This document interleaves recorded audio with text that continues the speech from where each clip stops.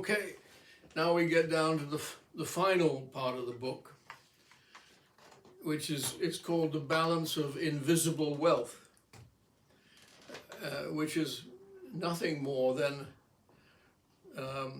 giving new names to the two most important words in our vocabulary, goodness and badness. Because if you're good, nobody knows, that's invisible.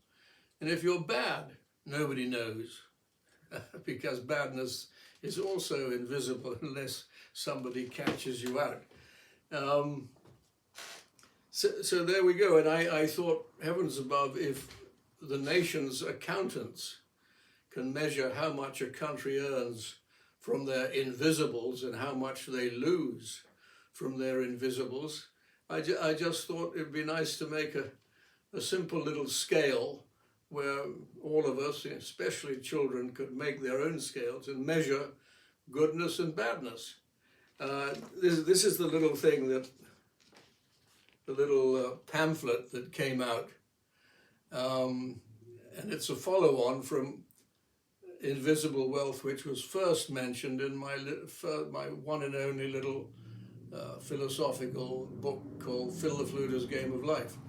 And I think there you can see the sort of little scale that we could all have fun with, measuring our goodness. There's another scale, measuring badness. So just something you can have fun with. And then in this one, later on, I came across an advert from Tefal, who make coffee machines and things like that. And it came across a statistic which they put out, which just said, giving a multiplier effect, if all the people in England who make their cups of coffee and tea, if they all put just enough water in the Tefal boiler to make their cup, and they didn't fill the kettle up full, they would save enough electricity to power all the country's street lighting. So there we are, fantastic. Every person doing just the tiniest little thing can have a very big effect, can knock out a couple of power plants. And that's the sort of thing, you can take it. If you boil your eggs efficiently, you'll save power plants as well. And you get to the bigger things if you plan your family not to have 32 children. You also help the environment, which is what we're talking about now. So that's the little concept of invisible wealth, and what the letter says here, part 2, invisible wealth.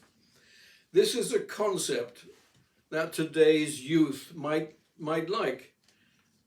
They have been born into a world dominated by material wealth, which can be seen. We like it because it is a sure sign that we have been successful. But when you make material wealth, sometimes you make others lose material wealth. And for certain, nature, in the end, which provides your material wealth, will suffer. Invisible wealth, on the other hand, cannot be seen, and it relates more to goodness and badness, what I said before, rather than whether you have been successful or unsuccessful in life. And when you gain invisible wealth, you do not take away from anyone or anything. Nature will not suffer, because you gain your invisible wealth by the giving of yourself for the sake of others and other things. The giving of yourself for the sake of nature, hopefully, will be a big part of life in the future. And I say this because the youth of today have got so much energy, they don't quite know which direction to go in. They're talking a lot about the sins of the past. when they should really be concentrated on walking and using all that youthful energy in a green direction, like walking away from private cars, heading for public transport. That'll get all the wealth going into public transport, which will make it fantastic. Lobbying the government for environmental conscription, and lobbying the government for urgent worldwide planting of trees and things like that. Using action rather than words. Using action for greener future rather than talking about the bad past, which, you know, we're all part and parcel of that. Yeah. If they do this, this will not only help creation, but every giver will have some worthwhile chips in his pocket to bargain with when his time comes. We know material wealth doesn't travel that far. Obviously, the invisible wealth is the only thing that will travel to St. Peter's Gate to give you a helping hand into where you want to go.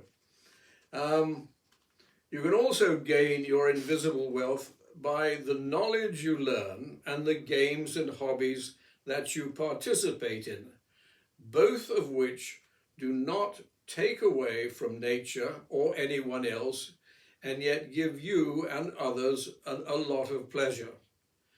The more things you do from within, and the less you have to buy from without, the more rewarding life will be.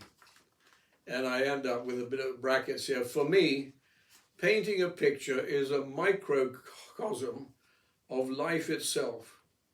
You get dragged through all kinds of emotions like hope and fear. You have your ups and downs. You use all the energies and skills, and hopefully at the end of the day, you achieve roughly what you set out to do. And with even more luck, other people, even your golfing enemies, will like what you do. And that always gives you an invisible reward.